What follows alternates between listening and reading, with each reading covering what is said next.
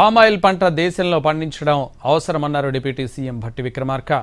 ఖమ్మం జిల్లా కొణిజర్ల మండలంలో మంత్రి తుమ్మల నాగేశ్వరరావుతో కలిసి ప్రైవేట్ ఆయిల్ ఫామ్ కంపెనీని ప్రారంభించిన ఆయన ఈ పంట పండించేందుకు రైతులకు ఎకరానికి 45,000 రూపాయలు సబ్సిడీ అందజేసి ప్రోత్సహిస్తున్నామని తెలిపారు.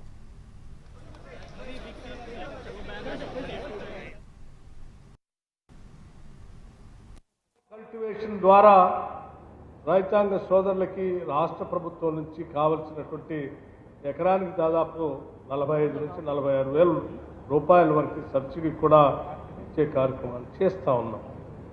అటువంటి పామాయిల్కి సంబంధించి ఈరోజు ఈ దేశంలో అవసరం దాదాపు 25 లక్షల మిలియన్ టన్స్ రిక్వైర్మెంట్ ఉంటే ఈ దేశంలో కేవలం మనం 12 మిలియన్ టన్స్ మాత్రమే ఉత్పత్తి చేసుకోగలుగుతూ ఉన్నాం.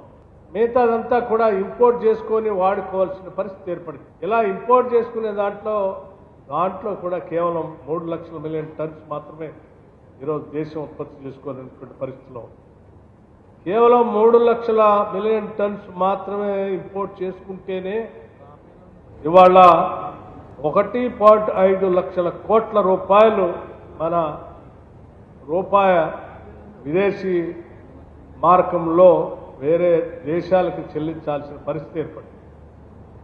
అంటే దీని బర్డెన్ ఈరోజు దేశం మీద విపరీతంగా పడతాం. అట్లాగే మన దగ్గర రిక్వైర్మెంట్ కూడా ఉంది, రాబడి కూడా ఉంది.